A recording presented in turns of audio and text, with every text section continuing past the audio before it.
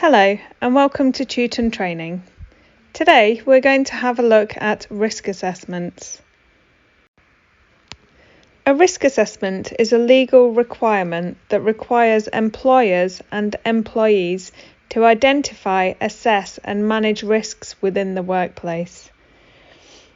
A risk is defined as the chance, either high or low, of somebody being harmed by a hazard. A hazard is defined as anything that may cause harm. Risk assessments require careful examination of the workplace and those in it to reduce or prevent injury or harm. They're required before any task is undertaken, and they are an important process that helps to protect the staff, service users, visitors and employers. The different types of risks that we need to identify include human risk, such as service users, staff, employers, the people that are actually involved that could add to a risk.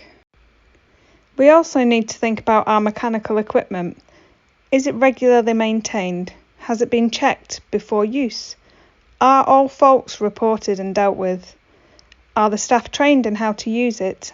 And is the equipment appropriate for the task? We also need to take into account environmental factors, such as trailing leads, wet or slippery surfaces, uneven surfaces. These need to be taken into account and the risks need to be minimised wherever possible.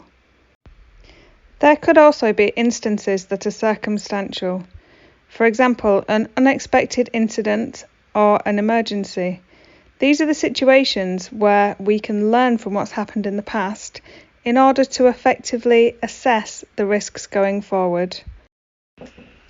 So, what are the principles of risk assessments? First of all, we need to identify the hazard.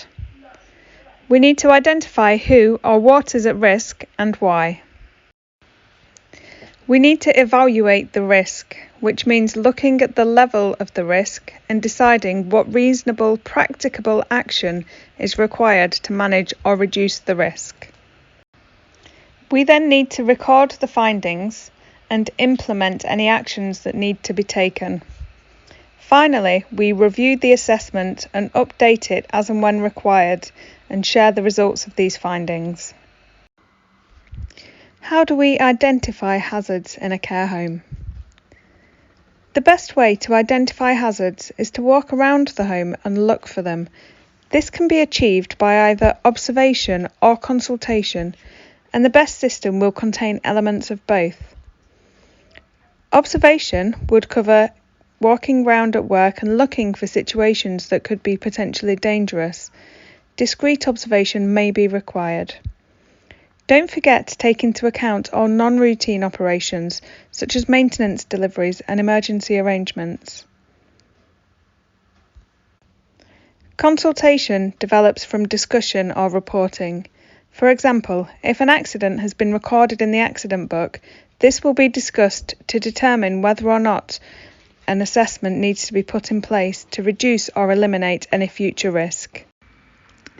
It's important to remember that assessing risks is everybody's responsibility, no matter how big or small. If you come across a risk, then it's important that you report it to the relevant person, no matter how irrelevant the risk may seem. Any accidents must be reported in line with the policies and procedures within your workplace. We do also need to be aware of how mitigating these risks could affect an individual's rights. It can be a delicate balance, particularly when the service users may not have capacity. Ultimately, we must do all we can to keep ourselves and those around us safe from harm. Thank you for taking the time to watch this video. For more videos, please subscribe to our YouTube channel. Bye for now.